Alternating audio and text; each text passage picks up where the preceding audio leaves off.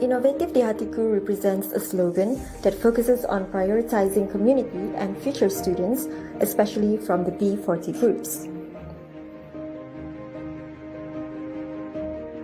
The spirit that arises from this slogan is to continue the effort to always give and help the community and prospective students in need. This slogan should remain a principle in every innovative citizen, so that this slogan is spoken in every community throughout the state in Malaysia and make innovative as the main option to pursue higher education.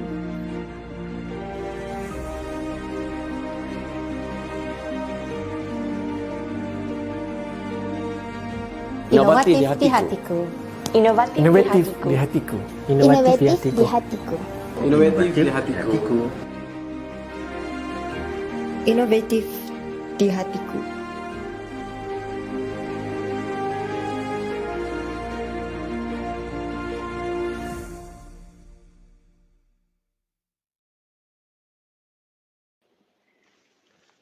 Assalamualaikum warahmatullahi wabarakatuh. Datang petang bersama saya lagi Anas Bukhori di Innovative Business Channel.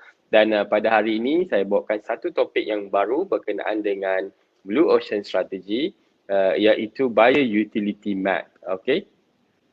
What is Buyer Utility Map? Okay, I'm getting a feedback from our audience that sometimes my session is little bit detailed, and then for today I don't want to go into very detail with everybody. So what I want to introduce here is actually what is Buyer Utility Map and how business can use Buyer Utility Map to achieve or to go to the blue ocean. All right. Okay. For those who are new to this channel, for the past few weeks, I've been talking about blue ocean strategy and the tools related to blue ocean strategy. All right. So for today's, the next tool that we are going to discuss today is actually Buyer Utility Map. Okay.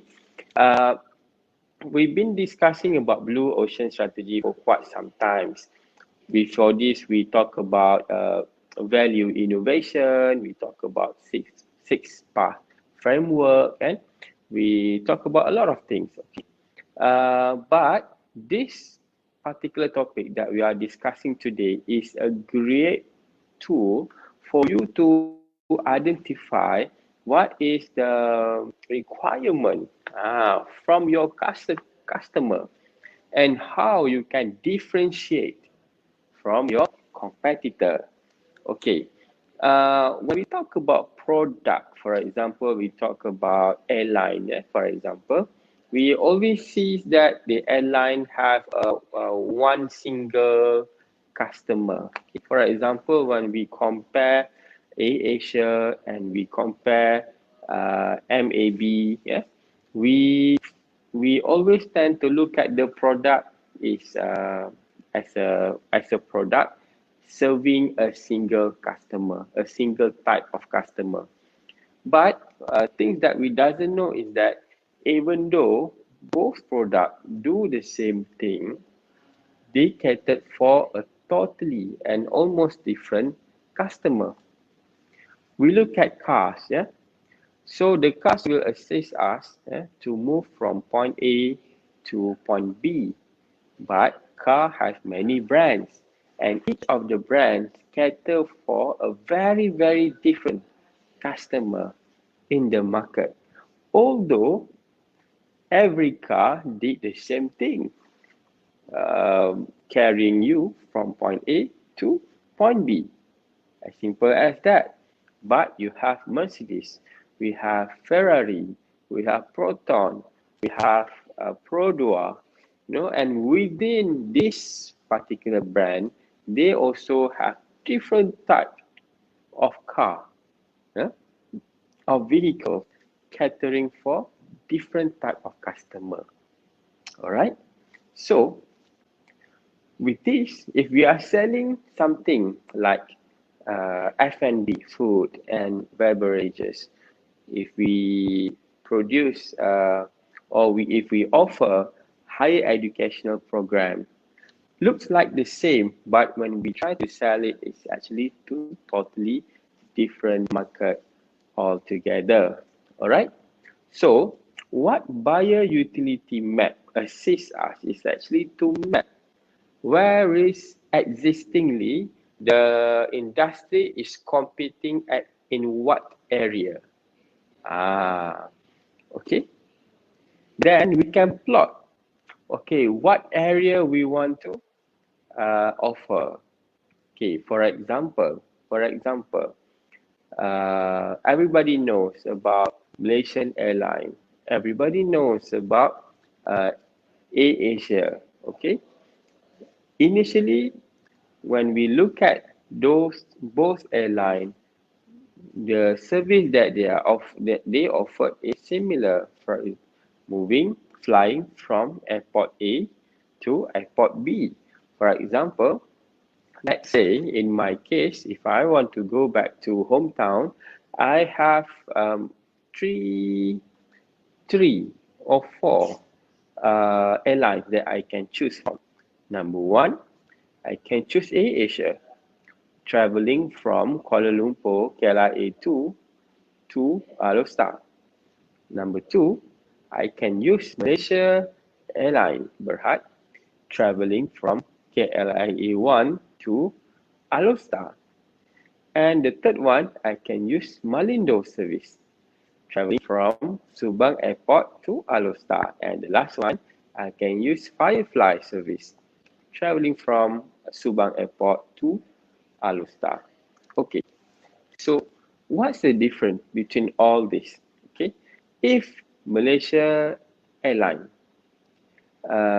catered for every market, basically there is no room at all for the newcomer like AirAsia, Malindo and Firefly. But because of Malaysia Airlines catered for a very specific market, that leave, they are underserved market in Malaysia, that the other three airlines can come and serve the customer. Okay, so what is the difference? Okay, if I'm a businessman, okay, I wanted a full service. I wanted to travel in business class.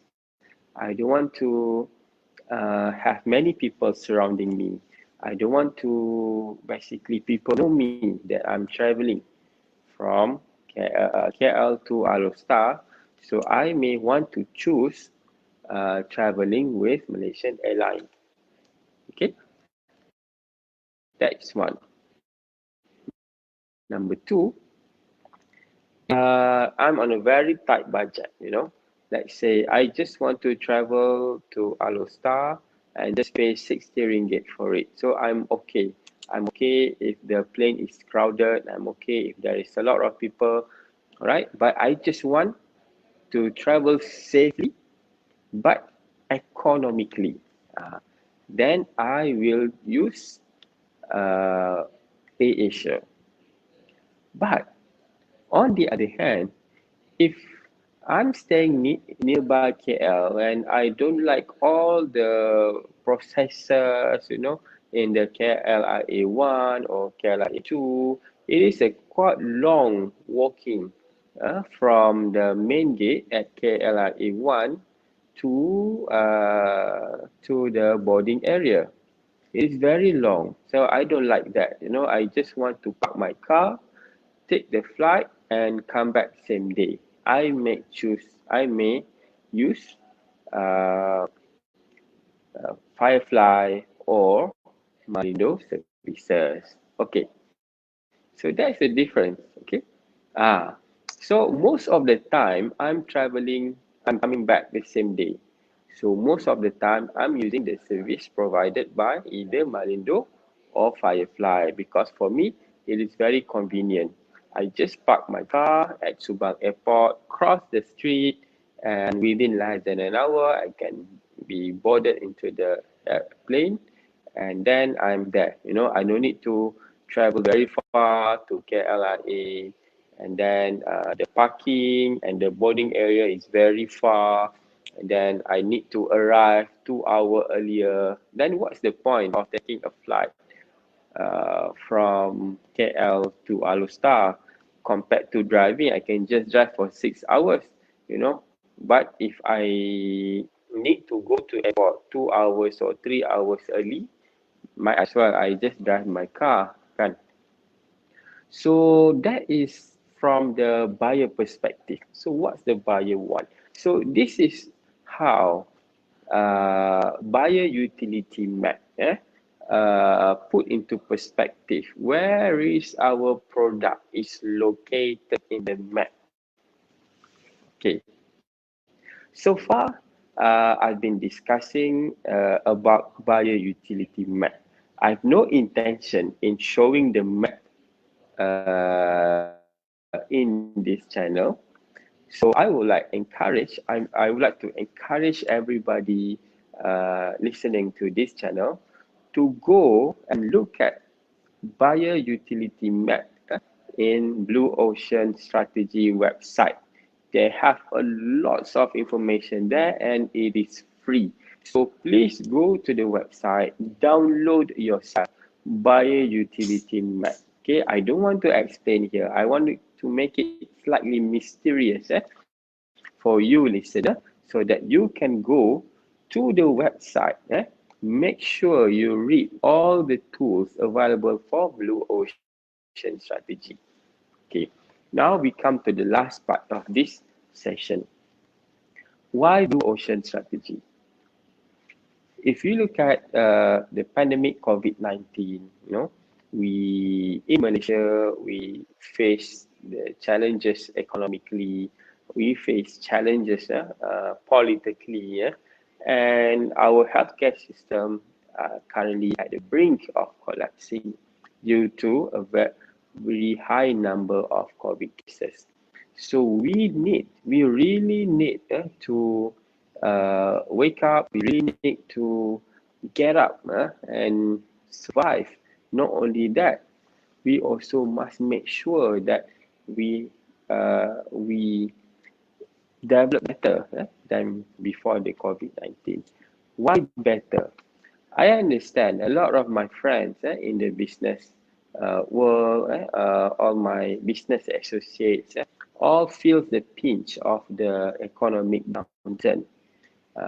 But if we look at from the bright side, not only us having this issue, people from other country also having this issue, especially our competitor, So this is, to me, it is the best time for us to venture into the market. If we want to open, we want to expand our business, this is the time. Because all the existing player is having issues. They are having issues because they are hit by pandemic COVID-19, they cannot operate properly and so on. It's not only Malaysia, it's all over the world, and everybody is suffering, and this is the right time if we want to expand our business further. For example, those days before COVID-19 pandemic comes, basically it is very, very difficult for any investor, especially startup, to open a new business. For example, in the tourism sector, in the hospitality sector, because the existing player is a lot. The offer is beyond the supply is beyond the demand for the particular product. But due to the COVID-19 pandemic, we can sense that a lot of hotel is closing down. Some of the hotel is having issues with the cash reserve, just to remain operating.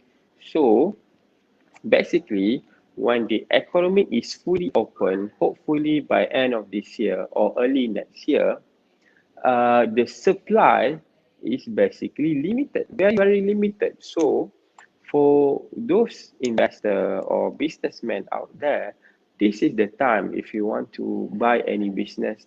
This is the time if you want to develop any business, because when the economy open end of this year or early next year, there are much lesser competitor, but the demand is at the same level, hopefully. Okay, but when we want to open a new business, okay, or if you want to sustain your existing business during this challenging time, it is not an easy thing to do, okay? But for me, I have evaluated a lots of business tools, and I find that blue ocean strategy is one of the best way if we want to basically remain competitive, if you want to remain sustainable during this challenging time. So it's not only buyer utility map, there's a lot of things. Blue ocean strategy will teach you to look at business from a very, very different perspective, to look at competition from a very different perspective, to look at your competitor from a very different perspective. Basically, blue ocean strategy will teach you how you can create your own market, a market whereby there is no or almost zero competitor. So it is a dream place for us as businessmen. Similarly, I would like to give one example from Innovative International College.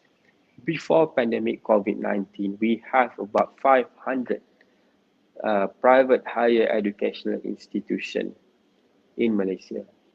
But during this time, I believe more than 50% of the institution is either temporarily closed or permanently closed. When I call, it is a very sad story. When I call my friends from the other institution, a lot of them telling me that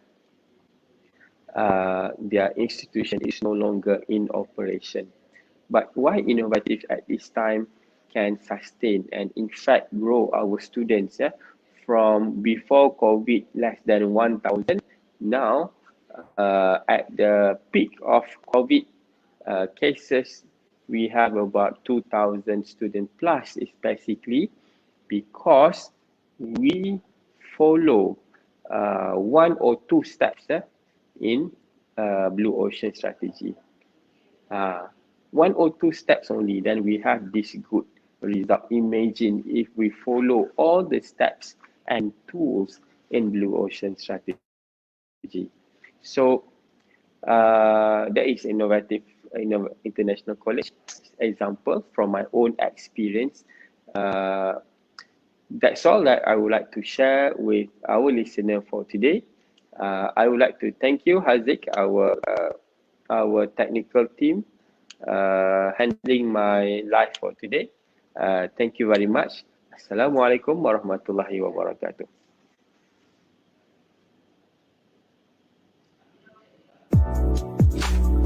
Saya Cik Am, Senior Counselor, inovatif di hatiku.